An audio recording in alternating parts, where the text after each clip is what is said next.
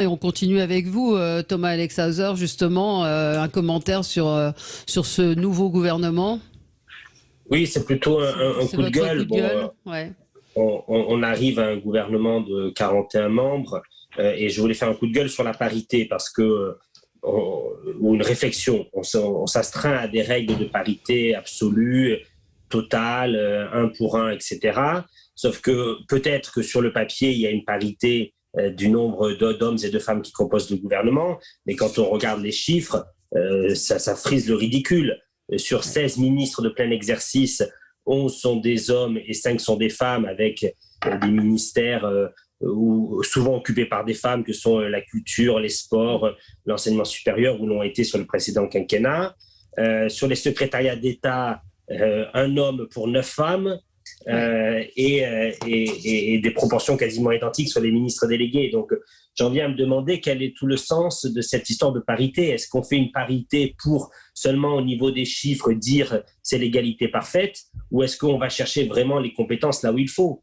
Sarkozy avait promis une parité en 2007, il ne l'avait pas respectée, mais avait estimé que offrant la justice à Rachida Dati, l'économie à Christine Lagarde, l'armée à le ministère de l'Intérieur à Michel Alliot-Marie, il avait cassé cette règle.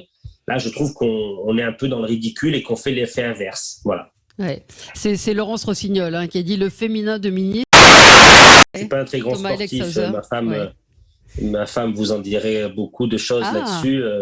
Donc, je ne suis pas un très grand sportif, mais quand je pense au Tour de France, je pense à 2 choses. Je pense à mon grand-père l'été qui regardait ça avec attention dans son canapé, et moi qui essayais de suivre, et lui qui était passionné. Et j'en garde aussi un très beau souvenir quand le Tour est parti du Mont-Saint-Michel il y a quelques années, et cette arrivée incroyable sur les Champs-Élysées que j'ai pu vivre, et qui, je pense, est une très belle image de ce qu'est la France, de ce qu'elle sait faire quand elle sait bien le faire. Voilà. Ouais.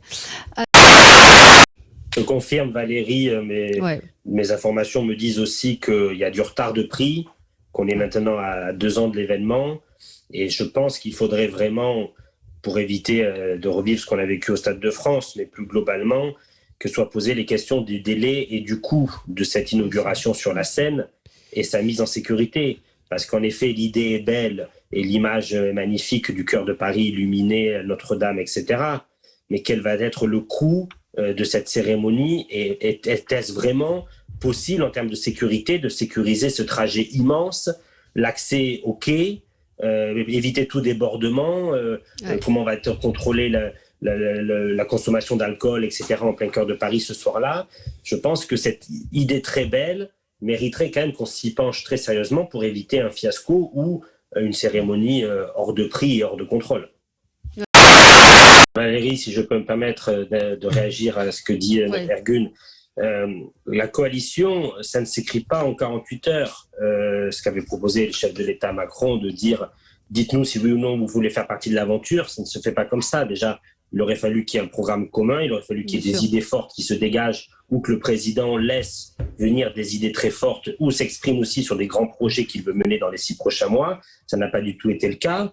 Et les Français, ils ont voulu donner un signal au président qui était « vous n'aurez pas la majorité absolue ». Ils n'ont pas voulu dire au président « faites une coalition avec la droite ». Parce que s'ils avaient voulu faire une coalition avec la droite, les Français, ils auraient mis davantage de députés de la droite et du centre à l'Assemblée. Sauf que le signal qu'il faut retenir et que l'on oublie de dire depuis ces résultats législatifs, c'est que le grand gagnant, c'est Marine Le Pen. C'est le bon contestataire. C'est 90 députés RN à l'Assemblée nationale. On n'aurait jamais envisagé, imaginé ça. Et donc les Français, à travers ce vote de 90 députés RN, et c'est le cas chez moi, ont envoyé un signal très fort d'alerte, de cri d'alarme, de mécontentement, et n'ont pas dit « faites-nous demain une coalition de la droite et avec la Macronie ». Ça n'est pas ça. Et je trouve que M. Macron a bien fait de se contenter au gouvernement qu'il a pris, avec ses alliés, avec ses parlementaires, parce que la politique du débauchage, ça suffit. Les Français en ont ras-le-bol. Maintenant, il faut se mettre au travail. Il faut arrêter le cirque de l'Assemblée, etc. Il faut se mettre au boulot. Il faut bosser tout l'été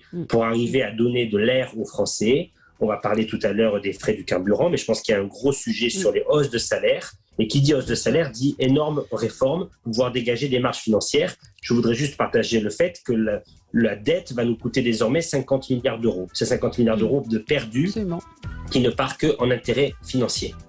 Allez, petite pause et on se retrouve dans... Et des choses dont ils se sont occupés.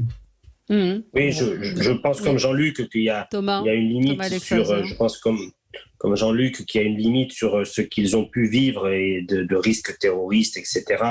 On voit aussi qu'aujourd'hui, on est dans l'après-procès de novembre et qu'en effet, Manuel Valls et Bernard Cazeneuve ont été très exposés à cette période-là.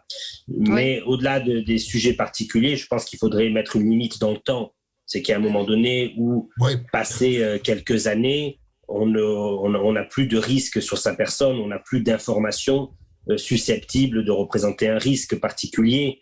Les équipes dans les directions du renseignement changent, etc. Donc, la protection à vie des ministres de l'Intérieur pose vraiment une grande question à l'époque où il faut faire des économies, où les Français demandent davantage de sobriété, à l'époque où on vit des moments très difficiles. Donc, je pense que ça, voilà, on ne peut pas demander aux Français de payer 2,20 € leur litre de gasoil ou de samplon et de dire qu'il y a 40 ou 50 personnes, et encore, est-ce que ce n'est que ça, qui ont un chauffeur à vie dans la République française. Certains pourront avoir occupé cette fonction moins d'1 an, d'ailleurs. Oui, non, mais c'est